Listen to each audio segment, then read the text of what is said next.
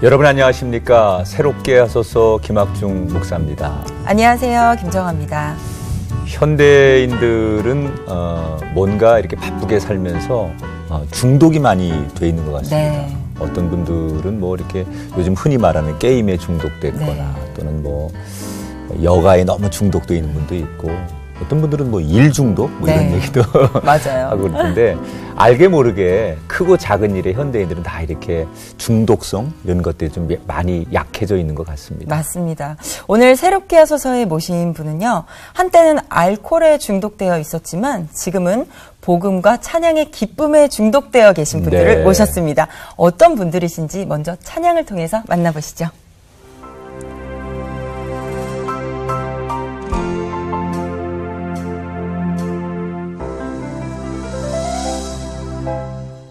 내가 먼저 손 내밀지 못하고 내가 먼저 용서하지 못하고 내가 먼저 웃음 주지 못하고 이렇게 머뭇거리고 있네. 그가 먼저 손 내밀기 원했고 그가 먼저 용서하기 원했고 그가 먼저 웃음 주길 원했니 나는 어찌된 사람인가. 추악한 나의 욕심이여 서글픈 나의 자존심이여 왜 나의 입은 사랑을 말하면서 왜 나의 맘은 화해를 말하면서 왜 내가 먼저 져줄 수 없는가. 왜 내가 먼저 손해볼 수 없는가. 오늘 나는 오늘 나는 주님 앞에서 몸둘 바 모르고 이렇게 흐느끼며 서 있네. 어찌할 수 없는 이 맘을 주님께 맡긴 채로 주님께 맡긴 채로.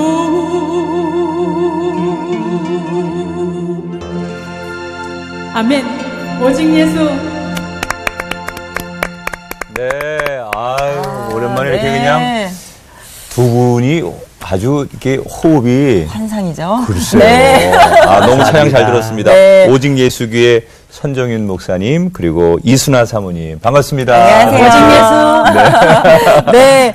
두 분 이렇게 방송 보시는 시청자분들께 간단한 소개 좀 부탁드릴게요. 저는 일산 오직 예수의 교회를 담임하고 있는 선정윤 목사입니다. 네. 이순아 사모입니다. 네, 반갑습니다. 아니, 교회 이름도 참 멋져요. 네. 오직 예수. 그리고 사모님은 계속 오직 예수, 오직 예수 구호를 외치시는데, 이제 교회 사역을 하시잖아요. 네네. 그런데 두 분은 교회 사역 말고도 또 다양한 사역을 하신다고 얘기를 들었는데, 어떤 사역들을 하십니까? 교회 개척한 지 한 1년 반이 흐른 다음에 저희가 오직 예수 선교단이라는 이름으로 찬양 사역을 하게 됐습니다. 네. 그래서 하나님 돌아보면 처음에는 교회 설립 예배는 정말 많이 다녔던 것 같고요.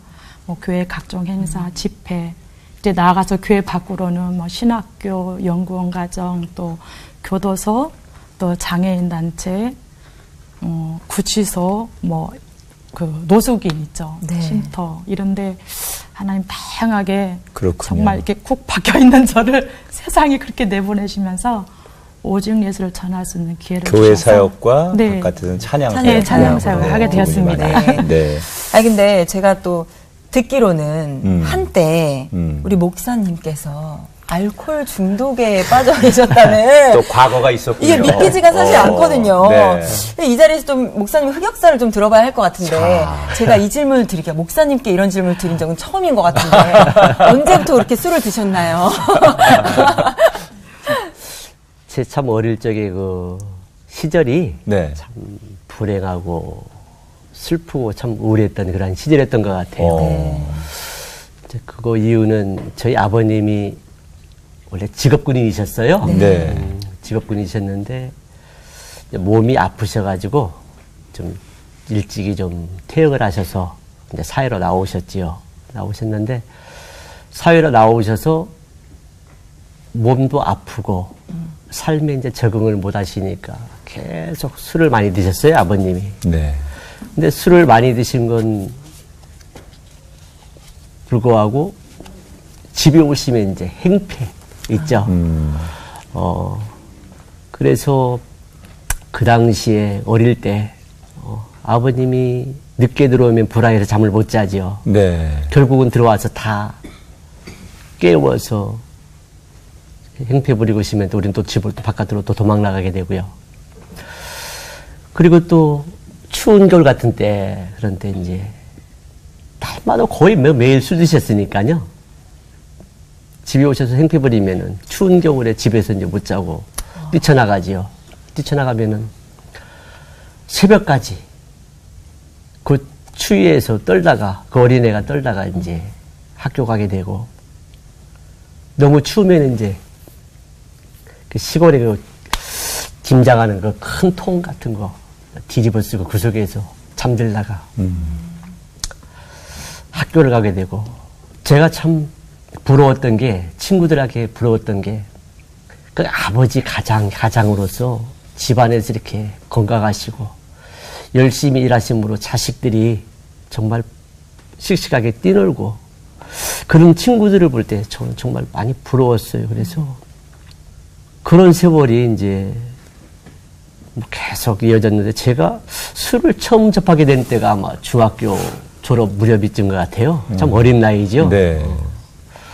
호기심 반, 뭐 여럿이 또 이제 학교를 또 마치는데 그 순간에 이렇게 같이 술을 한번 접하게 됐는데 참 그 술이 그때 아무것도 모르는 제가 그 술이 그 집에서 억누렸던 거, 슬픔 같은 거, 그것들을 교묘하게 편안하게 해주는 그런 게 있더라고요.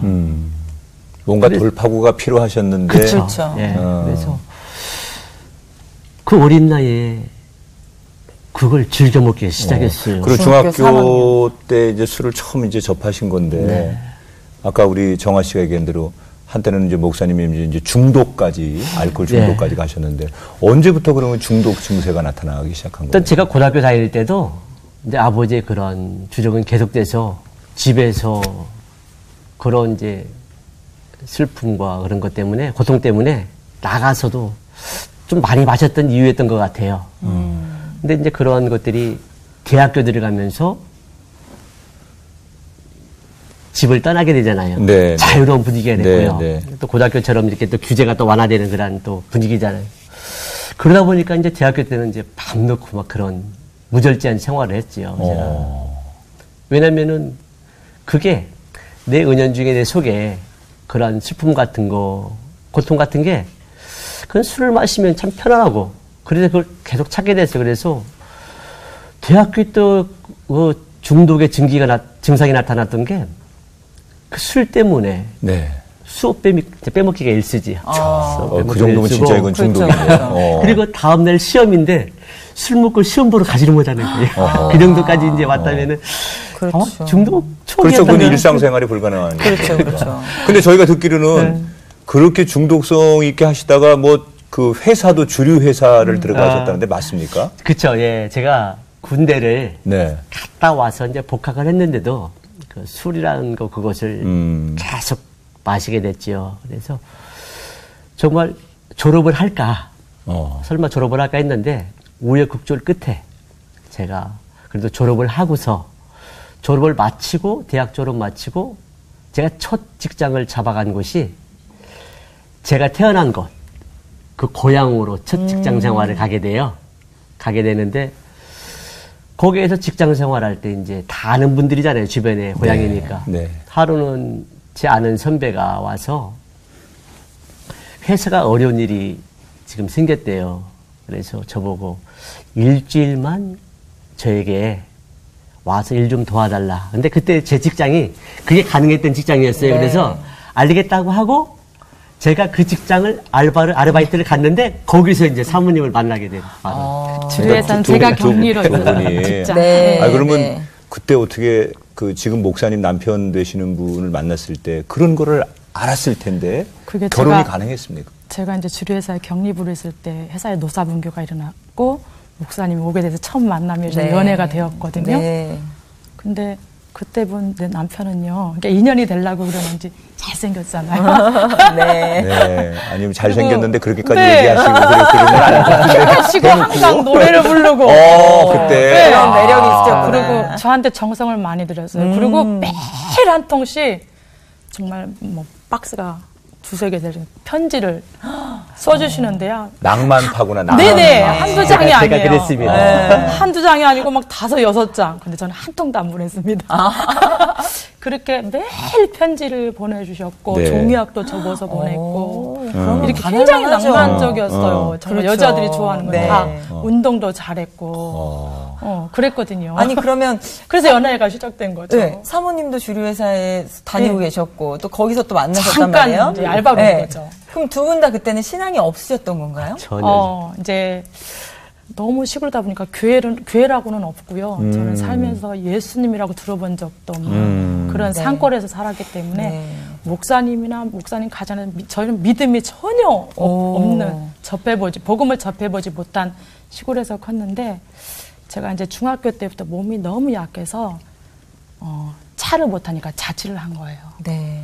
그래서 중학교 때 자취를 하면서 학교를 다니는데 그때 교회가 있는 정도만 알았고 이제 청년이 돼서 아까 말한 직장 생활을 하면서 자연스럽게 교회 밑에 제가 자취방이 있었어요. 네. 그래서 종소리를 항상 들었어요. 그래서 자연스럽게 혼자 자취하고 그러니까 외롭잖아요. 그러니까 뭔지 모르게 제가 스스로 교회를 간 거예요. 네. 교회를 가서 한 기억에 1년 가까이 다닌 것 같은데 제가 뭔가 시작하면 아주 출석을 잘합니다. 네. 그래서 주일 빼먹지 않고 출석을 잘하고 그러다 보니까 어느 정도 기간이 되니까 세례 문답도 하고 신앙 고백도 하면서 제가 세례까지 받았어요. 네. 그런데 이제 청년 때 교회 다니신 청년 거고. 때. 네. 근데 목사님 만나기 바로 직전이죠. 네. 그렇게 교회를 이제 사모님은 다니셨고 남편을 만나서 낭만적이고 멋있는 건 맞지만 네. 막상 이제 결혼을 하려고 할 때 네. 그렇죠. 주변에 신앙을 가진 분들은 네. 야 그건 아닌 것 같다. 그렇죠. 네, 네. 당연히요. 특히 신앙의 눈으로 보면 뭐 그랬을 것 같은데 반대들을 주변에 하지 않으셨어요? 연애를 하니까 시골이니까 소문이 금방 나고 교회에서도 제가 이제 상가대 경연대 이렇게 할 때 몇 번 교회를 이제 여자친구가 있으니까 찾아왔었어요. 네. 친구들 데리고 자랑하고 싶었던 것 같아요. 이미 그러니까 둘이 네. 그때 이제 얼레리꼴레리 연애 살고 다 아는 거예요. 그런데 이제 정말 연애부터 결혼까지 반대가 시작되는데 네. 하물며 목사님도 그렇고 장로님도 그렇고 교회 친구들도 그렇고 엄마 아버지 물론 다 한 명도 찬성하는 사람이 없는 네. 거예요. 연애도 그렇고. 그런데 저만 가려워져 있는지 남편이 그냥 좋게만 보였는데 그 원인이 이제 교회 안에서는 신앙적인 거 문제죠. 네. 저도 사실 그때는 인격적으로 주님을 만나지 못했기 때문에 제가 믿음이 있었더라면 그때 됐겠죠. 근데 남편한테 적극적으로 전도 못했어요. 예수를 전하지 못했어요. 그냥 교회라는 거는 아주 윤리 도덕을 강조하는 착하게 선하게 살라 가르치는 그런 정도로만 알고 잠깐 다닌 거예요. 그렇게 세례 문대가 받고 신앙 고백까지도 했지만 정말 하나님 은혜가 아니면 못 깨닫는 게 맞더라고요. 네. 그러니까 전도를 못했죠. 근데 그런 남자하고 연애를 하고 뭐 길거리에 팔짱 끼고 다니고 그러니까 반대가 굉장히 심했어요. 그러니까 네. 남들은 다 반대하는데 나한테는 문제가 안 되는 네, 거예요. 저한테는 좋으니까. 멋있어 보였어요. 그게 네. 세상 말로 콩깍지가 이제 이렇게 정말요. 씌워지는 네, 거죠. 정말 그래요. 그래서 밀고 나가셔서 결혼까지 아니, 하시게 되신 반대가 심하니까 뭐 안 돼요. 그래서 헤어지기까지도 했어요. 네. 그런데 또 인연이 되려니까 헤어지지 못하고 다시 만나고 그렇게 반복이 됐는데 결국은 이제 같이 살아야 되는 위기까지 온 거예요. 네. 근데 제 자존심에 그 다는 친구도 결혼식도 이제 못 올리잖아요. 반대하니까. 네. 해주지 않으니까. 그냥 제가 자취침에 짐을 싸서요. 그 단둘이 살면 뭔가 아닌 것 같아요. 그래서 그냥 시어른 밑으로 들어간 거예요. 오. 시댁으로 들어가신 시댁으로 퇴직금 받아서 이제 다 반대하니까 누구 만나기도 싫은 거예요. 네. 그냥 퇴직금 받아서 직장도 간두고 그러니까 사람은 시댁에 못 이기는 들어가서 거예요. 네, 그러니까요. 살게 됐습니다. 네. 아니 근데 사실 이게 연애할 때는 뭐 종교가 남자친구가 어떻든 그냥 이해하고 그냥 넘어갈 수 있는데 네. 결혼 생활은 또 다르잖아요. 그렇죠. 이게 연애와 결혼은 완전히 다르다고 하는데 네. 결혼하시고 나서 좀 그런 어려움들은 없으셨나요? 당연히죠. 그때부터 불행이 시작이요. 막 이제 한숨이 나오기 시작하네. 네, 네. 근데 이제 초창기 때는 한 1년 가까이 부모님 밑에서 살았거든요. 네. 근데 얼마 안 있다가 남편은 직장을 관두고 수도권으로 직장 찾아 이제 형님들이 다 위에 계시니까 올라오게 됐고 네. 저 혼자 홀로 이제 부모님 밑에 남겨지게 됐거든요. 네. 근데 그 1년 사는 동안 결혼해서 얼마 아닌데 이 사람 술을 그렇게 연애 때도 좀 즐겼지만 저한테 실수 보이고 그런 거 제 눈에는 안 보였는데 이렇게 무슨 좋은 일이든 슬픈 일이든 술을 먹으면 절제가 안 되고 그 다음날 뭔 일을 우리는 규칙적으로 해야 되잖아요. 아침에 되면 눈을 뜨고. 근데 그런 생활이 안 되는 거예요. 이게 술 습관이. 그렇게 해서 처음에는 당연히 이게 너무 안 맞으니까 다툼도 있었죠. 근데 그 다툼 그때 부모님이 항상 보호 말에 저 편이 돼주셨으니까 그냥 한 1년간은 이길 수 있었던 것 같아요. 그런데 그렇게 이제 남편이 직장 따라서 수도권으로 오게 됐고 저도 이제 남편 따라서 올라오게 됐죠. 그때부터 정말 이제 너무 아픔과 고통이 심한 시절을 보냈어요. 자, 그러면 목사님, 그냥 다 자수하는 거예요, 오늘. 술 때문에 생긴 사건, 사고가 수도 없이 많을 텐데, 대표적으로 어디까지 가봤다. 내가 술 때문에 이게 그냥 이런 사건까지 내가 만나봤다. 네. 대표적으로 어떤 게 있습니까? 큰 사건들이 참 너무 많았어요. 예. 우리 지금 큰 딸이 이제 시집 가서 지금 우리 예손녀가 5살인데요. 우리 사모가 우리 큰 딸 만삭 때, 네. 만삭 때 회사에 이제 일이 있어서 제가 회사 갔다가 술 마시고 동료들하고 이제 싸움하다가 칼 맞아서요. 저런. 한 120만 원을 꾸매면서 병원에서 한 달 반 정도 이제 입원했던 적도 있고. 이게 술을 마시면은 이제 자연스럽게 따라오는 게 이제 도박 같은 거 하지 않습니까? 도박도 했죠. 도박도 하다가 이제 경찰에 걸려서 벌금도 물고요. 또 음주 사고도 또 인사 사고도 또 내서 면허 또 그러니까 보통 이제 술로 인해서 생길 수 있는 일은 다 다 해보세요. 해보셨어요. 또 취소도 되고. 네. 월급 차압당하고 면허 취소되고. 그러니까 일상생활이 거의 예, 불가능할 그렇죠. 그 정도로. 맞습니다. 부모님을 떠나 네. 서울에서 힘들게 그렇게 사셨으면 그거를 10년 동안 참으시고 사셨던 것도 되게 대단하신데 좀 포기하고 싶다라는 생각은 안 들어보셨어요? 그러니까 정말 이제 왜냐하면 반대하는 그러기 때문에 제 아픔을 아무한테도 말을 못했어요. 자존심이 양가 상하니까. 부모한테도 이 자존심 때문에. 친구도 저는 그때 목사님 만나면서 잃었고 신앙도 목사님 만나서 그냥 떠나와 버린 거예요. 그렇기 때문에 제가 선택한 길이기 때문에 자존심에 꾹꾹 참았는데 한 7년 정도 되면서 정말 너무 이혼하고 싶었어요. 이혼하고 싶어서 이제 홀로 서야 되잖아요. 그래서 저도 이제 직장 생활을 시작했고, 그때부터. 네. 예, 일도 잘 됐고, 그런데 그 이제 갈수록 중독이 더 심하니까 제가 아무리 일을 잘해도 가정은 평안이 없는 거예요. 그렇죠. 그래서 많은 고민을 했어요. 아이들 바라보면서 이혼을 해도 후회, 안 해도 후회인데 결론은 이혼을 하자. 그런데 둘이 대화는 이혼이 안 되는 거예요. 제가 이혼하고 싶다 그러면 뛰쳐나가서 술을 먹고 술을 취한 상태에서 건드리면 술 먹기 전하고 먹은 후에 사람이 막 정말 다르니까. 아니 그 왜 술게임은요. 그러셨어요? 저도 모르겠습니다. 상상을 초월해 술게임은요. 또 아이고. 손재주가 좋다고 그랬잖아요. 네. 부순 거를 다 원상부터 이야. 고쳐놔요. 또 언제 그랬냐는 듯이. 예, 문부터 정리를 또 전화기부터 잘하시는구나. 밥솥부터 다 고쳐놔요. 그리고 저한테 애들한테 이렇게 정말 진심이 느껴지도록 미안하다고 하고. 예, 그게 진심으로 보였어요. 그러니까 오랜 세월 살았던 것 같아요. 도대체 어떤 일이 있었기에 그러게요. 그 이혼의 위기를 견뎌내시고 이렇게 아름다운 자리에 서시게 됐을까? 무슨 네. 일이 있었던 겁니까? 이제 정말 제가 끝자락까지 온 거예요. 이제 네. 남편이 술을 먹고 들어오면 눈을 쳐다보고 있으면 제 몸에 벌레가 기어가는 그런 느낌. 오만 정이 다 어르신들이 떨어진다고 그러죠. 이제 갈 때까지 간 거죠. 예, 이제 막. 제 힘으로는 이제 아무리 빌어도 이게 이제 진실이 안 되는 건 제 힘으로는 저도 안 되더라고요. 오면 잘해줘야 돼. 돌처럼 굳어 있는 제 마음도 안 되더라고요. 그래서 목사님 바로 후에 형 시수거른한테 전화를 했어요. 그러면서 제가 그동안 남편한테 이렇게 당했고 집안에 오면 이렇게 했고 다 얘기. 시수거른 등 뒤에 숨어가지고. 네. 왜냐면 그때도 취해있기 때문에 어떤 행동이 일어날지 모르니까 등 뒤에 숨어서 막 소리치면서 막 발악을 하고 울면서 나 이렇게 살았다고 도와달라고 큰아빠한테 고백을 한 거예요. 그러니까 시수거른이 그러고 저는 이제 거실로 나왔는데 문을 이제 닫고 둘이 얘기를 하는데 들리죠. 시수거른이 너 정말 이렇게 살았냐고. 그랬더니 다연만 마음 못 그러니까 제가 빚도 내가 안고 아이도 내가 키울 테니까 제발 저 좀 도와달라고 시수거른한테 도움을 요청을 했어요. 이혼할 수 있게 도와달라고. 예, 이혼할 수 있게 도와달라고. 저희 좀 띄워달라고. 그렇게 이제 도움을 요청했는데 그때 문 밖에서 이제 그러고 나왔는데 들리더라고요.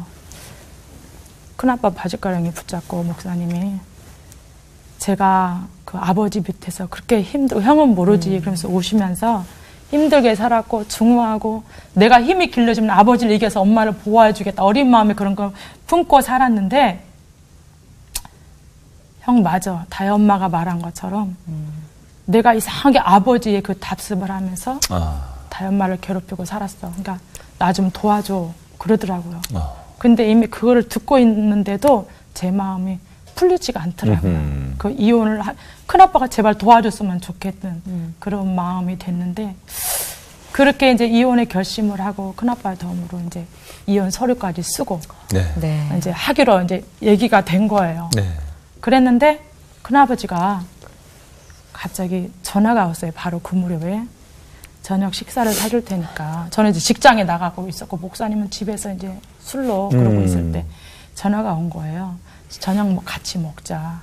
그래서 이제 자연스럽게 만났는데 교회로 이끌고 간 거예요. 내가 부천 살았는데 인천 동암으로 작은 교회로 저희를 데리고 간 거예요. 네. 근데 가서 보니까 그때 찬양 간증 집회가 지금의 그때는 이성호 전도사님인데 지금 목사님 찬양 간증 집회가 있는 날이었는데 교회 문턱을 딱 들어섰는데 제가 청년 때 시절이 생각나는 거예요. 그렇죠. 교회라는 곳이 있었지. 내가 이런 곳을 다녔었지. 근데 그 10년의 생활 누가 나 한 번도 교회 가자는 말을 안 했지. 이제 속에서 그런 질문이 되면서 찬양 집회가 시작되었는데요. 사실 간증은 들려오지 않았고요. 기억이 안 나요. 그런데 그때 당시 목사님이 불렀던 찬양이요. 세상에서 방황할 때. 조금 전에 처음 찬양했던 오늘 나는 이런 찬양을 하는데요. 청년 때는 느껴보지 못한 그때는 은혜라는 표현도 없죠. 네. 둘이서 애들 두 손잡고 이렇게 넷이 갔잖아요. 얼마나 울었는지 화장지가 안 떨어지도록 울은 거예요. 네. 그 찬양 속에서 그냥 제 인생을 보는 것 같고 뭔지 그렇게 제가 교회를 처음 다시 발을 디디게 됐습니다. 아니 그렇게 사모님은 그 예전에 갔었던 그 마음들이 있어서 교회 가셔서 눈물 쏟으시고 하셨는데 목사님은 그날 어떠셨나요? 어떻게 보면 처음으로 교회를 가신 거잖아요. 처음. 네. 은혜라는 표현도 모르고요. 제가 그 집회가 끝나고 감동받았다고 했는데요. 표현을 감동받았어요. 그 목사님한테 감동받았다. 근데 정말 내가 잘못했던 것들, 외로웠던 것들, 그것들이 그 가사 속에 있을 거예요. 그 가사들이 다시 한번 나를 돌아보게 하고 뭔가 실마리 하나를 잡을 수 있는 막 그런 소망을 그 시간에 주시더라고요. 그래서 집회가 끝났는데 그 교회에 눈에 띈 게 하나가 있었어요. 신문 광고 전단지가 하나 있었는데 집회 전단지였었어요. 네. 그 집회 전단지가 알코올 중독자와 마약 중독자를 위한 치유 집회가 있는 네. 그래서 그걸 제가 그런 집회가 한 장을 또 제가 있죠. 호주머니에 네. 넣고 네. 집으로 돌아왔죠. 이제 근데 집으로 돌아와서 이제 그때는 모든 게 이제 이혼하기로 결정이 된 상태였고요. 네. 그래서 이혼할 수밖에 없는 상태였는데 그 집회 전단지를 보니까 그 시기와 딱 맞물렸어요. 그래서 제가 그걸 두고 아무도 모르게 그 집회지로 도망가 버렸어요. 그 전단지를 가지고 양재동에 있는 큰 교회인데요. 지푸라기라도 잡는 심정으로. 그러게요. 그래서 네. 집회 전단지 들고서 혼자서 아무도 모르게 2박 3일 집회가 있는데 그 집회를 그 주관했던 분이 그분도 세상에서 이제 알코올 중독이었다가 네. 치유받아서 회복되어서 이제 그런 집회를 하시는 분이셨어요. 그래서 2박 3일 동안 거기는 계속 집회잖아요. 그 집회, 치유 집회는. 그래서 네. 3일 동안 거기 집회에 참석해서 3일째 되는 날 이제 마지막 시간에 그 목사님이 교회도 크고 좀 많은 사람들이 그곳에 회중으로 모여 있었거든요. 근데 마지막 결심하고 다시 죄를 회개하고 예수님 영접해서 새 삶을 살고자 하는 사람은 단위로 올라오라고 하더라고요. 네. 근데 제가 올라갈 때 불과 몇 사람 안 됐었어요. 네. 올라갈 때. 그러니까 올라가니까 그 목사님이 이제 한 사람 한 사람 먼저 인터뷰를 하시더라고요. 인터뷰 하실 때 이름이 무엇인가, 다니는 교회가 어디인가, 담임 목사님은 누구신가. 제 차례가 와서 그걸 물어봤는데 저는 교회 딱 한 번 갔는데 그래서 이제 기억이 나는 거예요. 그 인천의 모 네. 교회 네. 어느 목사님이십니다. 그리고 제가 이렇게 삶을 살아왔습니다. 도움받기를 원합니다. 그런데 제가 교회 이름하고 목사님 조남하고 제 이름을 딱 인터뷰하는 순간에 회중에서 웅성웅성한 소리가 들리는 거예요. 네. 네. 제가 여기서부터 말씀드리면요. 놀랬죠. 이혼이 안 되니까 이제 저희 친정에도 알렸어요. 저 좀 네. 도와달라고. 그래서 이제 이혼 서류 내야 되고 엄마는 자투정 들어보려고 올라오셨어요. 청주에서. 올라오셨는데 그날 이제 남편이랑 다 만나고 대면을 해야 되는데 이 사람이 사라진 거예요. 네. 그 부모님이랑 막연히 있을 수 없잖아요. 그러니까 하룻밤 자고 내려가셨어요. 네. 내려가고 하룻밤 자고 이틀밤 잤는데도 집에 안 들어온 거예요. 예. 이혼을 하러 가야 되는데. 근데 그 교회에서 시수건이랑 형님이랑 연락이 온 거예요. 이렇게 봉사활동하러 가자고. 네. 그런데 네. 그 아까 집회하는 마약 중독 네네. 그 집회 그 강사 목사님하고 이 목사님하고 친분이 있었고 양재동에서 교회까지 차로 성도들을 모시고 오는 그런 이제 봉사 또 차도 나눠주고 그런 집에만 있지 말고 봉사로 가자고 그렇게 된 거예요. 그래서 진짜 영화 같은 스토리를 지금 얘기하는 거예요. 그러게요. 그래서 거기를 갔는데 저는 마지막 집회에 간 거죠. 네. 근데 왜 사람들이 그렇게 많은지. 그런데 사라진 남편이 인터뷰를 하는데 단상위에서 거기 있는 거예요. 이게 뭐야? 진짜 영화 같은 깜짝. 네. 그 연락도 없고 전화도 안 되고 거기 딱 있는 거예요. 네. 어떠셨어요? 남편을 딱 거기서 보니까. 그런데요. 제가 정말 벌레 같고 힘들어서 이혼하려고 그랬잖아요. 불쌍한 마음이 또 그렇게 또 밀려오더라고요. 그 모습을 그것 때문에 딱 보니까. 주저앉았는데. 네. 그리고 이제 그 목양, 그 교회에, 제가 간 교회 성도들도 수근수근대고 왜 내 동생이 또 저기 있고, 왜 남편은 저기 있고, 내 시동생이 저기 있나? 그쵸, 이제 그쵸. 정말 이상한 일이 거기서 벌어진 이야. 거예요. 근데 이제 그렇게 해서 의지를 가지고 교회 걸음을 내디디셨는데 사람이라는 게 중독이라는 것은 네, 그렇죠. 이게 참 끊어내기가 어려운 거잖아요. 예. 좀 신뢰되는 질문이지만 그렇게 이제 보니까 예수님을 만나고 노력을 하셨는데도 불구하고 그걸 완전히 끊어내는 것은 보통 이제 경험 있는 분들의 얘기를 들어보면 쉽지 않은데 목사님은 어떠셨을까요? 거기 이제 집회 마치고 집에 들어와서 제가 빌었지요. 이제는 당연히 빌어야지. 내 의지가 아닌 이제 신앙의 힘을 빌어서 네. 내가 지금부터 성경책을 붙들겠다. 하나님 말씀을 붙들겠다. 네. 네. 한 번만 기회를 달라. 네. 특별한 제가 이제 직장도 없고 하니까 그래서 그 말 했더니 이제 아내가 수긍을 해줬어요. 네. 그래서 제가 그때부터 이제 성경을 붙들고 3개월 만에 이제 완전히 뭐 간절한 마음으로 무슨 뜻인지를 몰라요. 그런데 3개월 만에 완전 창세기부터 계시록까지 완독을 했죠. 네. 근데 그 기간 동안에는 말씀이 이제 붙들려 있으니까 술이라는 거에 대해서 전혀 뭐 마시지 않은 상태였고요. 그런데 참 묘하게도 그 한독을 딱 끝낸 다음에 다가오는 유혹들이 또 너무 많은 거예요. 친구들. 어쩔 수 없는 환경들이 만들어지는 거예요. 나가서 마시면 안 돼요. 이렇게 술잔이 있잖아요. 네네. 술잔에 우리 아내 얼굴이 둥둥 떠 있어요. 그런데 또 그 분위기가 안 마실 수 없는 거예요. 그래서 입에 또 댔죠. 그거 마시면 안 되는데. 한 모금을 마셨는데 그게 또. 네. 그렇죠. 그래서 이거 이제 방법이 제가 술 입에 대면은 그때는 끝난다고 했잖아요. 네. 사모님이. 그래서 집에 와서 금식을 하기 시작했어요. 방법이 없어요. 이제 말로는 안 되는 거예요. 네. 그래서 술 그것 때문에 금식하고 그런데 인간의 힘으로 그걸 끊을 수가 없더라고요. 그래서 참 많은 금식을 했던 것 같아요. 그 세월이 뭐 이렇게 영적인 전투가 한 3년 정도 걸렸던 것 같아요. 네. 3년 정도. 오죽하면은 그래도 아내가 기다려주고 도와주는 그 은혜가 나중에는 그렇게 금식이라고 하니까 죽통까지 사놓고 제 오직 별명이 죽통 부인입니다. 아. 그렇게 도와줬어요. 주변에 죽을 많이 끓여대서. 미워도 그렇게.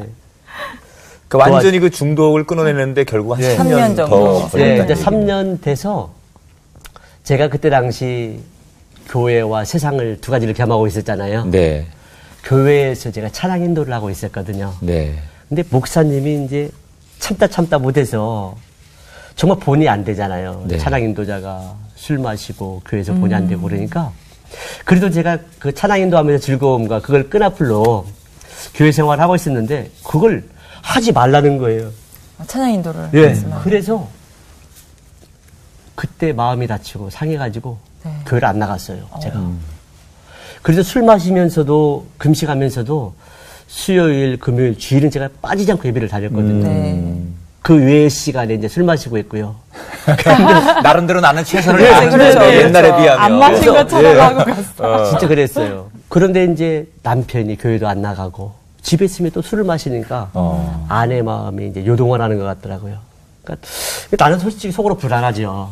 불안한데 아는 진 집사님 한 분이 기왕 이렇게 교회를 안 나가면은 다시 다른 교회라도 정해서 다시 한번 술 한번 시작해봐라. 그런 네. 권유가 왔었어요. 그래서 우리 이제 사모님이 다시 한번 그럼 시작해보자고 해서 교회를 그렇게 한번 옮기게 된 거예요. 옮겨서 신앙생활을 이제 하는데 불과 얼마 안 됐어요. 이렇게 늘 하나님의 말씀으로 들었던 말씀, 성경을 통해서 들었던 말씀인데 예배 가운데 이사야 41장 10절 말씀이 저는 하나님의 말씀이 살았다는 걸 그때 그 말씀이 딱 들리는데 정말 울었어요. 그냥 그 말씀 딱 두려워 말라. 내가 너와 함께 한다. 하나님 계시더라고요. 놀라지 마라. 나는 하나님입니다. 제가 술 마시면서 사모 얼굴이 보일 때도 하나님이 내가 너와 함께 다 있었고 네가 쓰러져 있을 때 함께 있었고 내가 너를 그렇게 사랑하기를 나는 너를 위해서 내 독생자까지 내가 지불한 너의 하나님이다라는 거. 막 울었어요. 그냥 그 자리에서 막 울었는데 울고 난 뒤에 정말 평안이 오더라고요. 평안이 오더라고요. 근데 이게 참 말로 표현할 수 없는 신기한 일이 벌어지는데요. 그 평안이 오면서 나와 내가 언제 술을 먹었는가. 술이라는 그 단어 자체가 싫어지는 거예요. 희한해요. 그리고 그 이후에 술 냄새 맡아도 완전 속에서 완전 체질을 바꿔놓으셨더라고요. 한순간에. 제가 그래서 지금도 그러니까 저런 얘기를 다 하시더라고요. 지금도 그러니까 신기하네요. 네. 매실차 같은 거 발효 좀 잘못된 거 딱 마시면 저는 바로 쓰러집니다. 아니, 성만찬은 어떻게 하세요? 성만찬도 포도주가 잘 발효되지 않으면 저는 딱 여기서 체험을 뒤집어집니다. 주스 정도. 그렇게 세상에 이 술이라는 술은 뭐 정말 내가 다 빨리 마셔서 네네. 없애야 된다는 네. 사명으로 사셨던 분이 네. 하나님이 그렇게 네. 그렇게 체질을 바꿔놓으시고요. 평안 주시면서 성격도 제가 너무 급했었거든요. 뭐 물갑을 안 가렸었거든요. 네. 근데 그 주님의 사랑이라는 게 이런 거다. 그때 아내 얼굴이 보이고요.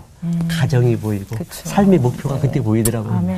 그러면 처음에 교회를 가시고 또 이후에 한 3년 정도 3년 정도. 뒤에 완전히 술을 끊게 되신 그렇죠. 거예요. 그때 완전히 말씀으로 하나님 이사야 41장 말씀 통해서 만난 그 순간부터 완전히 변한 것이죠. 네. 그러니까 두 분은 이렇게 이제 찬양의 은사는 처음부터 있었던 것 같아요. 그쵸. 그때도 보니까. 근데 이제 목회자가 되셨어요. 예, 예. 그리고 신학을 하셨다는 얘기인데 어떤 계기? 제가 이제 하나님 말씀으로 만나고 이제 찬양에 그래도 제가 기쁨이 있고 그래서 제가 목사님한테 가서 저 찬양 신학교를 좀 가야 되겠습니다. 네, 네.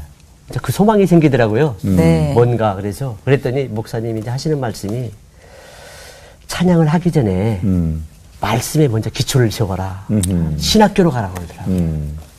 그래서 2001년도일 거예요. 아마 그때가. 그래서 그때 제가 신학교에 발을 이제 내디뎠고요. 신학을 하면서 하나님께서 목회에 이제 꿈을 주시더라고요. 영혼들을 위해서.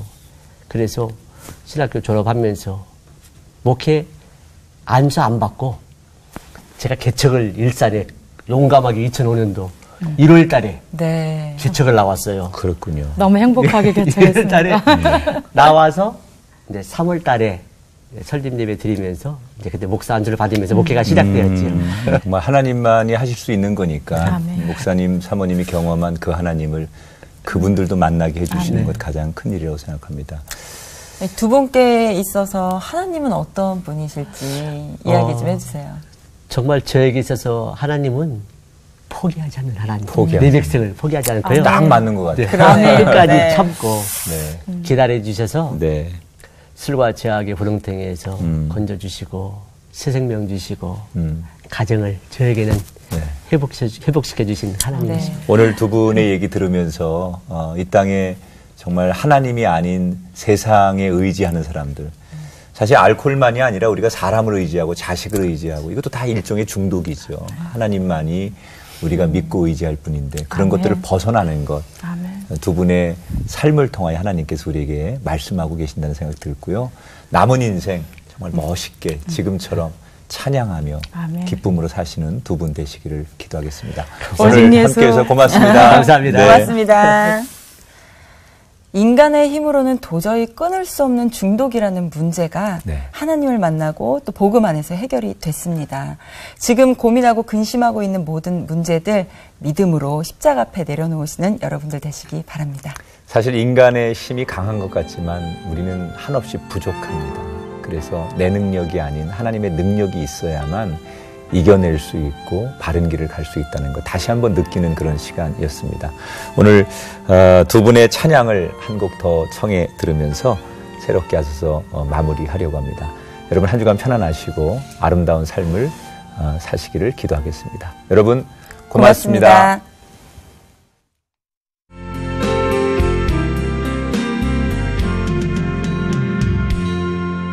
주님 안에서 영원한 생명 얻어 언젠가 또다시 만날 수 있기에 우리 헤어져도 슬프지 않을 수 있어 너와 내가 영원으로 또다시 만나세 주님 우리 위해 함께 계시리